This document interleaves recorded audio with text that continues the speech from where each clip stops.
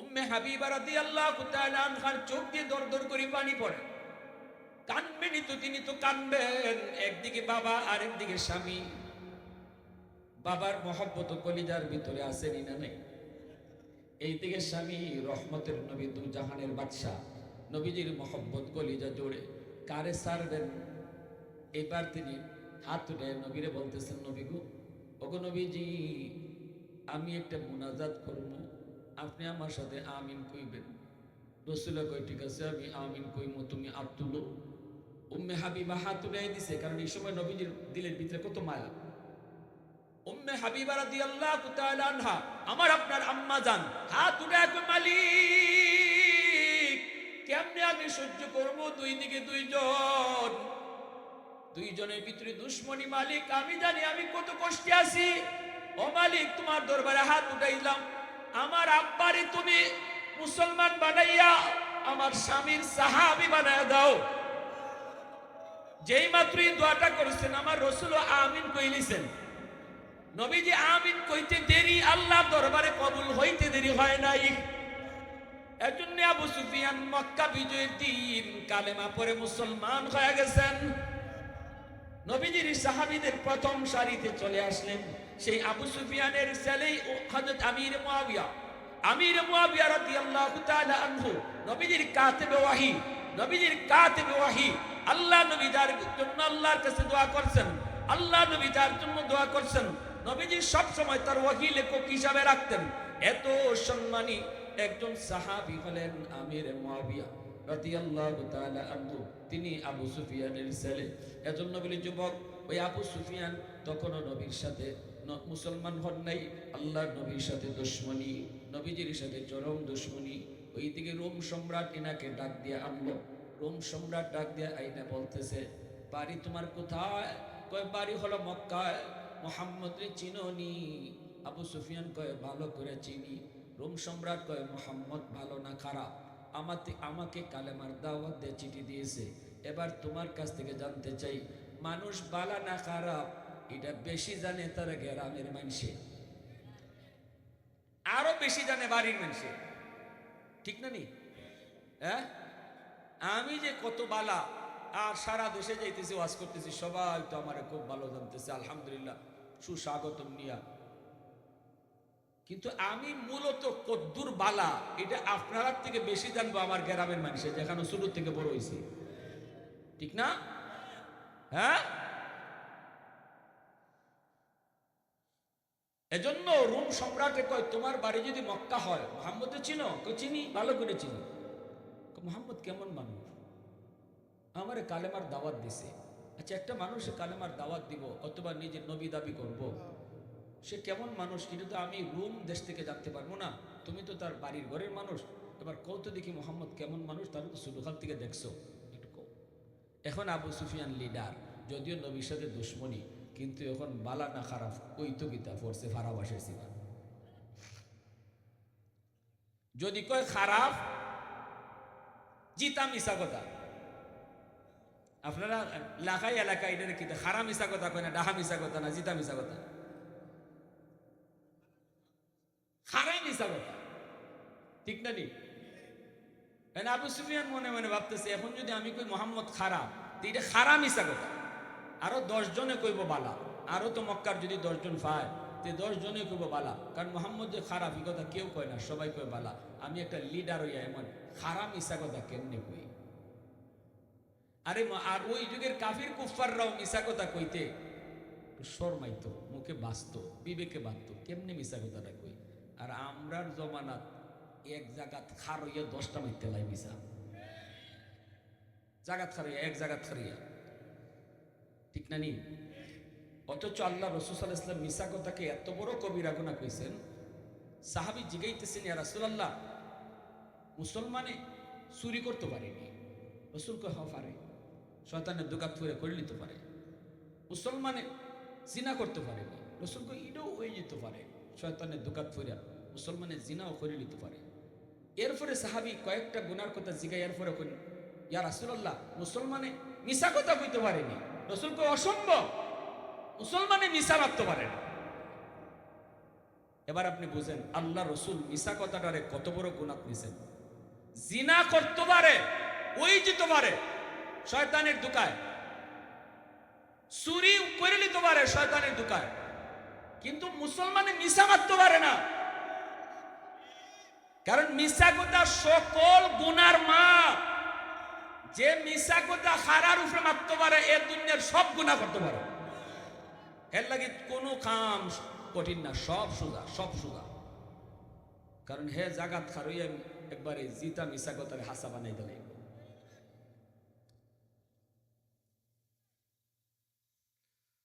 কিন্তু 3 জায়গাত মিশা কথা কোন যাইতেছে তেমনি। একটা হইল তুই মুসলমানের মাঝে ঝগড়া, দুইজন মুসলমানের মাতে না, একজন আরেকজনে খারাপ জানে, আপনি দুইজনে মিলাই দিবার লাগি দুইজনের কাছে গিয়ে 2টা মিশা কথা কইছেন।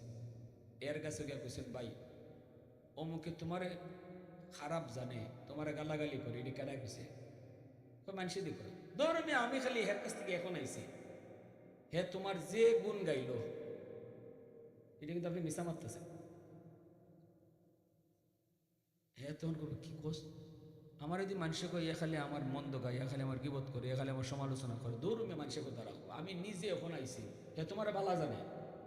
আর হেরে গে তুমি কইতেছেন ভাই অমুকে যে তোমার খারাপ জানে, কেডা কইছে?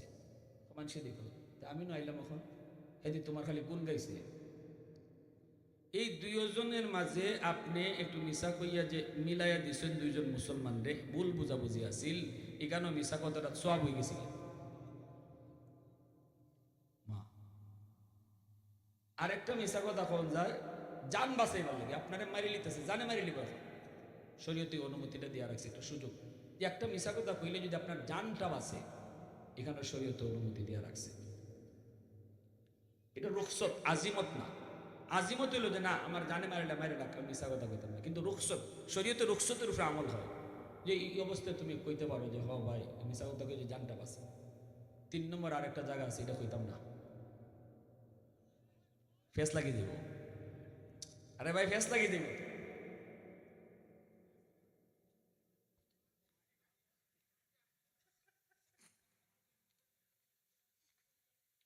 কইলে কইতাম পারি, কিন্তু মাইক বন্ধ করে করলাম ম্যাডাম হতে যাতে না শুনে, কারণ আমার খাওয়ান বাকি রয়েছে ভাই।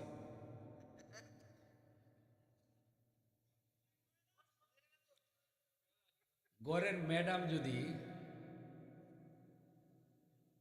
মিজাজ 56 হয়, গরম হইল, আর বাজার থেকে আপনি ওনার লাগে শাড়ি কিনে আনছেন, আনার পরে শাড়িটার দাম হইলো 1000, 1000 টাকা কইলে যদি আপনি মনে করেন ঘরে আগুন লাগিয়ে দিব, কইব তোমার লাগে শাক কিনো, ফ্যান কিনো 2000, 3000, 2500, 5000 দেন, আর আমার লাগে 500, 600 আর 700 দিয়ে শাড়ি, এই শাড়ি নিয়ে তুমি পরো। ম্যাডাম যদি এরকম সেতা ম্যাডাম হয়, তে তুমি আইয়া কইতা শাড়ির দাম 5000 দিছি, এখন লাগাই ফেস। এখন আপনার ঘরে গিয়ে হাসা কথা কইলেও বিশ্বাস করতো না, তবে হুজুর এই গাইছে কইছিলাম নি মাইক বন্ধ করে কইতা। কারণ এরকম আমাদের সমাজে এরকম আসেনি না নাই? শহরে বন্দরে আমরা দেখি এক জাত সিস্টেম, গ্রামও আর এক জাত। শহর হইছে অধিকাংশ জামাই বউরে ডরায়, হ্যাঁ গ্রামও ডরায় না, না গ্রামও ডরাইলেও কম, গ্রামের হিসাবটা গ্রামও বউরা জামাইরে ডরায়। আমি ম্যাক্সিমামের কথা বলতেছি, 2-1টা হিসাব বাদ। শহরে বন্দরে আমরা দেখি জামাই ফিসি দিয়ে, ম্যাডামের ফিসি দিয়ে ব্যাগ লয়ে ঘুরে, আর ম্যাডামে খালি কই এই আব্দুর রহিম এদিকে আসো, এই সোহাগ এদিকে আসো, মনে হয় ড্রাইভারে ডাকে, নাইলে দারোয়ানরে ডাকে, তাই না করুন আমার মাদ্রাসাত লাগবো 2 বস্তা চাউল। আমি বললাম ভাই আল্লাহ তো টাকা কম দিছে না, 2 বস্তা চাউল দেবে, হুজুর ঘরে ম্যাডামের একটু জিগারি লাগবো। তুমি বেটা হয়েছো খেলা লাগি 2 বস্তা চাউল দিতে মাদ্রাসাত ম্যাডামরে জিগাইতো, তাই জামাই হয়েছে, বিয়া করছে না বিয়া বইছে? জোরে খাও। বর্তমান যুগে হালত তো এরকম, আমাদের এই জমানার বিয়া বেড়াইতে করে না, বিয়া বয়। আর বেটেন্ডে জিগাইলে, বেটেন্ডে জিগাইলে কিতাগো বিয়া সাথে হয়েছে নি, বেটে কয় না বিয়া করছে নি, ওরে বাপরে কথা উল্টে গেছি। আমরা জমানাত আসিল বেটাইনতে বিয়া করে আর ওখানের জমানা বেটিনতে বিয়া করে। আমিও আশ্চর্য হয়েছি, একদিন আমার মুসিল হয়, আমি বললাম কিতা আপনি পুত্রে বিয়া করাইছেন নি? আমরা বাই কইছি না, কয় না হুজুর এখনো পুত্রে বিয়া দিছি না। এবার পুত্রে বলে বিয়া দিছে না, আর জিরে জিগাইলে কবে বিয়া করাইছে না। এজন্য এখন সব উল্টে গেছি গা, এজন্য আর কি দিয়েছি গা, সব উল্টে গেছি গা। এজন্যই এখন ব্যক্তি তো তালাক দেলায়, বেড়ে দেওয়ার তালাক দেওয়া লাগে না। ডাসরে এই দিন আমার এক দুস্থ কাজী সাহেব হয়েছে, দোষ কাজী হয়েছি 15 দিন হয়েছে। সবার আগে আমার মামলা শুরু হয়েছে লেখালেখি তালাক দিয়া, বিসমিল্লাহ করছি তালাক দিয়া। বিয়া ফরানি লইয়া এর কাম শুরু না, তালাক দিয়ে বলে শুরু হয়েছে। কয় আরো আশ্চর্য বিষয় হলো তালাকটা দিছে বেটে। তালাক দেওয়ার অধিকার আছিল জামাইয়ের, ওখানে উল্টে গেছি গা বৌরাতো। কেন লাগি? কারণ এই যুগে বেড়াইতে বিয়া করে না, বেটিনতে বিয়া করে, এই জন্য তালাকও বেটিনতে দেয়। সব উল্টে দিব, সব উল্টে দিব, কুস্তার বাইলে বাইতে না। এই অবস্থায় আল্লাহ রসুল সাল্লাল্লাহু আলাইহি ওয়াসাল্লাম, আল্লাহ রসুল সাল্লাল্লাহু আলাইহি ওয়াসাল্লাম কই আসলাম? রোম সম্রাট। রোম সম্রাট কইতেছে, আচ্ছা কত মোহাম্মদ কেমন? কয়া জনাব বালা না খারাপ, আমি কিচ্ছু কইতাম না, আমি বুঝছি আমি একটা ফারাবাসের সিবাত করে গেছি। তবে একটা কথা কই, এমন একটা কথা কইব মোহাম্মদের কথা, এই কথাটা শুনলে আপনি বুঝবা মোহাম্মদে হাসা কয় না মিশা কয়। আপনি কইবা বালা না খারাপ, আমি কইতাম না। তো রোম সম্রাটে কয় কও। আবু সুফিয়ান কয় কথাটা হলো মুহাম্মদে কইতেছে কোন এক রাতের অল্প সময়ে মেরাজের এত বড় ঘটনা, এত বড় সফর যে আল্লাহ করাইছে, কয় বছর লাগছিল? এটা জানেন না আপনারা? ইয়া আল্লাহর ঘন্টাও না। আল্লাহ রসুল বিছনার থেকে যে উঠতে গেছেন, এই বিছনার গরম এখনো কমছে না। অজু করছেন, অজুর পানি জাগা পর্যন্ত গেছে না গড়াইয়া, ঘরের সিটকারি এখনো লড়ে। এই এতটুকু সময়ের ভিতরে আল্লাহ 1000 মাইল পাড়ি দিয়া নিছেন বাইতুল মুকাদ্দাসে। সময়রে আল্লাহ আটকাই দিলাইছেন জায়গা। আল্লাহ কইছেন সময় জায়গা আটকে যাও, আমার দোস্তর এখন একটা সফর হইব, যে সফরটা দুনিয়ার মানুষের ব্রেইনে চিন্তা করলে হ্যাং মারবো, আমি করাম, এটা আমার কুদরত। আল্লাহু আকবার জোরে কও। তখন ওই সময়রে আল্লাহ আটকাই দিছেন, নবীর বাইতুল মুকাদ্দাস নিছেন, এখান থেকে আল্লাহর নবীর আল্লাহ 7 আসমান পাড়ি দিয়ে আল্লাহর সাথে কথা কইছেন। নামাজ নামক হাতি আল্লাহ নিজের হাতে দিয়া দিছেন। এরপরে 7 আসমান থেকে আল্লাহর রাসূলকে আল্লাহ আবার নামাইছেন, নবীরে আবার বাইতুল্লাহ আনাইছেন। সময় পেয়েছে মাত্র কয়েক মিনিট। এই ঘটনা যখন রাসূল মক্কার মানুষে শোনাইছেন, আবু সুফিয়ান সহ লিডাররা নবীরে দিয়ে টিটকারি মস্কারি করতেছে। কই এটা মানুষ, এটা ভালো মানুষের কথা কইছে, এটা মাথা সুস্থ মানুষের কথা, এটা পাগলে নিয়ে এমন বিশ্বাস করবো? রসুল নিয়ে মস্কারি করে। ওই কথাটাই আবু সুফিয়ানে ওই রোম সম্রাটকে শোনাইতেছে। কয় আচ্ছা কোন আপনি অল্প সময়ের ভিতরে এত লম্বা সফর কইরা আইছে, এটা কি কোনো সুস্থ মানুষের কথা? এটা বিশ্বাস হয়? রোম সম্রাটে কয় না, এটা তো কোনোদিন বিশ্বাস হয় না। কইতে হ্যাঁ কিন্তু এরকম করে। রোম সম্রাটে হয় কি কইতো, হের মাথায় তো পুরো ডাবল হ্যাং মারছে, মোবাইল হ্যাং মারে না, এবার এর ব্রেনও হ্যাং মারছে। আমার বাইরা বন্ধুরা, রোম সম্রাট এইবার বলতেছে কেমনে বোঝাই, কেমনে বলি, এটা তো ব্রেইনে কোলায় না, ব্রেইনে তো কোলাই তুই না, কারণ ঘটনাটা ঘটাইছে আল্লাহ। এটা হলো আল্লাহর কুদরত। মানুষের ক্ষমতা যেখানে শেষ, আল্লাহর কুদরত সেখান থেকে শুরু হয়। আমার আপনার চিন্তা যেখানে শেষ, সেখান থেকে আল্লাহর কুদরত শুরু হয়। আমার পণ্ডিতি, আমার বিজ্ঞানীর বিজ্ঞান যেখানে গিয়ে শেষ হবে, আল্লাহর কুদরত সেখান থেকে শুরু হবে। ঠিক কিনা জোরে বল। রোম সম্রাট কয় না, বিশ্বাস তো হয় না। পুরা দরবার নীরব নিস্তব্ধ হয়ে গেল। আবু সুফিয়ানের এক বক্তব্যে সবাই নীরব, সব ঠান্ডা। এটা তো মানুষের বুদ্ধি দায়িত্ব না। আল্লাহ পাক কয় এটা তোমাদের ব্রেইনে আসবে না, এটা তোমাদের যুক্তিতে আসবে না, এটা তোমাদের ব্রেইনে ক্যাচ করবে না, তোমরা হজমই করতে পারবা না। এজন্যই তো আমি আল্লাহ আমার বন্ধুর এই সফর কাহিনী যখন তোমাদেরকে শোনাবো, শোনানোর আগেই সুবহানাল্লাহ কয় নিছি।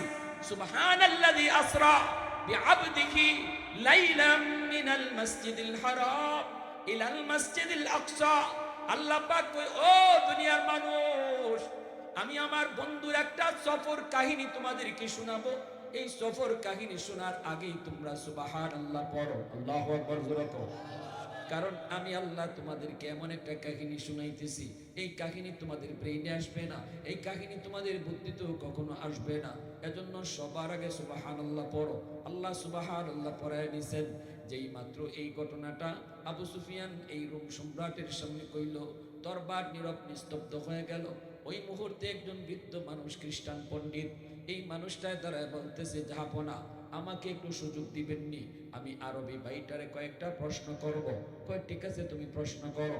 ওই খ্রিস্টান পাদ্রী ডাক দেয়া কয়, ভাই আমি আপনার একটা প্রশ্ন করি, বাড়ি কই কইছেন? কই বাড়ি মক্কায়। মুহাম্মদুর রাসূলুল্লাহরে চিনেন? কয় হ। যেই রাতের ঘটনা এই ঘটনা যেই রাতে ঘটছে, এই রাতটা আপনার মনে আসেনি? আবু সুফিয়ান কয়, মনে থাকবে না কেন? গেল রজব মাসের 26 তারিখ দিবাগত রাত। সাথে সাথে ওই খ্রিস্টান পণ্ডিত কয়, জাহাপনা এটা যদি রজব মাসের 26 তারিখ দিবাগত রাতের ঘটনা হয়, ওই রাতের জ্বলন্ত সাক্ষী হইলাম আমি নিজে। কেমনে? কয় আমি মসজিদে আকসার খাদেম। এশার নামাজের পর, ওই রাত্রে এশার নামাজের পর আমি সবগুলি দরজা জানালা বন্ধ করেছি, কিন্তু মেইন দরজাটা বন্ধ করতে পারি নাই।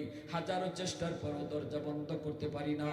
আরো মানুষজন নিয়ে আসলাম, সবাই মিলে চেষ্টা করি, দরজা লাগে না। মনে হয় উপর থেকে পাহাড় চাপা দিয়া কেউ রাখছে, মনে হয় কারো আদেশে দরজাটা নড়ে না, অনেক শক্ত হয়ে আছে। কলকবজা কোথাও আটকে আছে কিনা মিস্ত্রি আইনে আমি দেখলাম, না না কলকবজাও কোথাও আটকে নাই গো। আমরা চেষ্টা করলাম কিন্তু দরজা লাগাইতে পারি না। আমি বাধ্য হয়ে দরজাটা খোলা রাখতেই চলে গেছি। ফজরের আগে আগে আমি দৌড়ে মসজিদ আকসায় আসছি, দরজা বন্ধ করতে পারি নাই গো। আইসা দেখি মসজিদে আকসার সামনে বালুর উপরে হাজার হাজার মানুষের পায়ের দাগ। আমি তাকাই দেখি একটা পাথরের মধ্যে রশি বাঁধা, আর রশির মাথার মধ্যে একটা চতুষ্পদ জানোয়ারের পায়ের ছবি। এরপরে আমি মসজিদের ভিতরে ঢুকলাম। ওই দরজা এশার নামাজের পরে লাগাইতে পারি নাই। ওই দরজার কাছে গেলাম, যায় দরজা যখন আস্তে করে লাগাইতে চাইলাম, অটো সহজে দরজাটা লেগে গেল। এশার পরে যেই দরজা আমরা অসংখ্য অগণিত মানুষও লাগাইতে পারলাম না। ফজরের সময় যায় দেখি দরজাটা অটো লাগতেছে, সহজে লাগতেছে, জোরাজুরি করে না। তখনই আমার বুঝ হয়েছে আল্লাহ পাক আজকে রাত্রে মসজিদে আকসায় কোনো না কোনো একটা ঘটনা ঘটাইছে। আল্লাহ, কেউ না কেউ মসজিদে আকসায় এসেছে, কেউ না কেউ মসজিদে আকসায় এসেছে। এজন্য আল্লাহর হুকুমে দরজা লাগাইতে পারি নাই। এতগুলি মানুষের পায়ের দাগ, এই দাগগুলি 1.5 লক্ষ পয়গম্বরগণের পায়ের দাগ। আর ওই যে চতুষ্পদ জানোয়ারের পায়ের ছবি, আমি আজও জানতাম না ওই জানোয়ারটা কি ছিল, ঘোড়া ছিল না গাধা ছিল, মানুষগুলি কারা ছিল। আজকে আমার প্রশ্নের জবাব খুলে গেল। আমি আজও পর্যন্ত এটা জানতাম না। এই জানোয়ারটাই হলো বুরাকের পায়ের দাগ। আমার রাসূল মুহাম্মদুর রাসূলুল্লাহকে আল্লাহ পাক মসজিদে আকসায় হাজির করেছেন। ওই রাত্রে 1.5 লক্ষ পয়গম্বর হাজির ছিলেন, নবী ইমামতি করেছেন, সকল নবী তার পিছনে নামাজ পড়েছে। এজন্য দরজা বন্ধ করতে পারি নাই। আজ আমার পরিষ্কার হয়ে গেল। অতএব আমি আর দেরি করতে চাই না। এই মুহূর্তে আমি কালেমা পড়ে মুসলমান হয়ে গেলাম। মুসলমানের আওয়াজে আল্লাহু আকবার, আরো জোরে আল্লাহু আকবার। এরপরে আমার নবী, মায়ার নবী, দয়ার নবীরে সপ্ত আকাশ পাড়ি দিয়ে আল্লাহর কাছে নিলেন। আল্লাহ কই, দোস্ত 50 ওয়াক্ত নামাজ তোমার উম্মতকে আমি নিজের হাতে দিছি। আল্লাহু আকবার। তুমি যেমন মেরাজ করেছো, তোমার উম্মত নামাজের মাধ্যমে আমার সাথে মেরাজ করব, নামাজের মাধ্যমে সে আমার সাথে কথা বলবো। এজন্যই নবীজি বলেছে মুসাল্লি ইউনাজি রব্বা, নামাজি নামাজি আল্লাহর সাথে কথা কয়। একটু কৌতো নামাজি নামাজে কার লগে কথা কয়, একটু জোরে কও না কার লগে কথা কয়। এজন্য শাহজালাল মজরুদ ইয়ামুনি রহমতুল্লাহ আলাইহি এই যে মাজার মসজিদে একজন ইমাম ছিলেন, আজকে তিনি দুনিয়াতে নেই। হযরত মাওলানা আকবর আলী সাহেব রাহিমাহুল্লাহ বহুত বড় আল্লাহর ওলি ছিলেন। মুরব্বীরা হয়তো দেখেছেন, নাম শুনেছেন। ইনার সময় ইনি যখন এই শাহজালাল মসজিদের ইমাম, দরগা মসজিদের ইমাম, ওনার পিছনে নামাজ পড়তেছেন কাতিয়ার শেখ সাহেব হযরত মাওলানা আমিনউদ্দিন সাহেব রাহিমাহুল্লাহ। কাতিয়ার সাহেব নামাজ পড়েন। কাতিয়ার সাহেবের জবানে আমি শুনছি, কাতিয়ার সাহেব দরগার ইমাম সাহেবের পিছনে নামাজে দাঁড়াইছেন। দরগার ইমাম সাহেব রুকু থেকে সোজা হয়ে দাঁড়ালেন না, অথচ রুকু থেকে সোজা হয়ে দাঁড়ানো ওয়াজিব। রুকু থেকে সোজা হয়ে না দাঁড়াইলে নামাজ হইতো না। দুই সেজদার মাঝখানে সোজা হয়ে না বইলে নামাজ হইতো না। অথচ দরগার ইমাম সাহেব দেখা যায় সোজা হইয়া না দাঁড়াইয়া কোন রকম রুকু থেকে মাথাটা উঠাইয়া তিনি সাজদায় চলে যান। এইবার নামাজ শেষ হলে পরে দরগার ইমাম সাহেবরে কারো সাহস নাই এটা জিগাইতো, কিন্তু কাতিয়ার সাহেব ইনি তো জিগাইতে পারবা, কারণ ওলি ওলি রে চিনে। দুইটা বলতেছে হযরত আপনি রুকু থেকে সোজা হয়ে দাঁড়ান না কেন? এই কথা বলতে দরগার ইমাম সাহেব কয় ইন্না লিল্লাহ, কোন কি আমি সোজা হয়ে দাঁড়াই না? কয় না। ইমাম সাহেব কান্দা শুরু করে দিছে, মালিক তুমি আমার মাফ করো। কাতিয়ার সাহেব কয় কানবেন পরে আগে কন, কেন এমন কয়? আপনি কি মাসালা জানেন না? কয় জানি তো। তাহলে সোজা হয়ে দাঁড়ান না কেন? ইমাম সাহেব কয় হযরত আমি সেজদার জায়গা চাইয়া দেখি আমার আল্লাহর ফাও দেখা যায়। সেজদার জায়গা চাইয়া দেখি আল্লাহর কুদরতি পাও। ওই আল্লাহর ফাও দেখা মাত্রই আমি বেহুশ হয়ে যাই। কোথায় দাঁড়ায় আছি আমার হুঁশ থাকে না। কত তাড়াতাড়ি আল্লাহর পাও সেজদা দিতাম। এজন্য আমি কই খাড়া আছি আমার হুঁশ থাকে না, দ্রুত সেজদায় চলে যাই। এজন্য বলি যুবক আমার, নবীর আল্লাহ 50 ওয়াক্ত নামাজ দিয়া দিছি। নবীজি তো মহা খুশি, উম্মতের নামাজে আল্লাহর লগে কথা কইব, উম্মতের লাগি মেরাজ পাইলিছেন। নবী তো খুশি, নবী চইলা আসতেছে।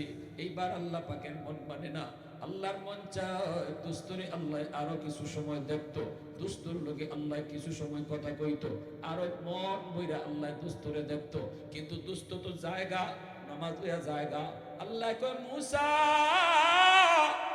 আমার দুস্তরে বুঝায় শুনে ফেরত পাঠাইও, আমি আল্লাহ আরো কিছু সময় কথা কইবো। মুসা নবী কয় নবী গো 50 ওয়াক্ত পারতো না, কমায় আনেন। নবীজি আবার আসলেন। আল্লাহ জিজ্ঞেস করে দোস্ত কেন আইছো? আল্লাহ কুদরতি মুস্কি হাসি দিয়ে কয় দোস্ত কেন আইছো? নবী হাসি হাসি কয় আল্লাহ বেশি হয়ে গেছি, কমাই দেও। আল্লাহ এখন নেও 5 ওয়াক্ত কমাইলাম। 45 ওয়াক্ত নিয়ে নবী চলে আসে। আল্লাহ পাকের তখনও মন পড়ছে না। আল্লাহ কয় মুসা রে, ও মুসা আমার দোস্ত জায়গা, আমার দোস্তর লগে আমি আরো কিছু সময় কথা কইব, দোস্তরে আবার ফেরত পাঠায় দিও। মুসা নবী কয় না গো নবী আরো কমান। নবী আবার আসলেন। এইভাবে নবী আইলেন আর গেলেন 9 বার। যতবার গেছে আল্লাহ ততবারই ফাস করে কমাইছে। একবারে 45 আল্লাহ কমাইছে না, 9 বারে 45 কমাইছে। প্রশ্ন হলো কেন? একটা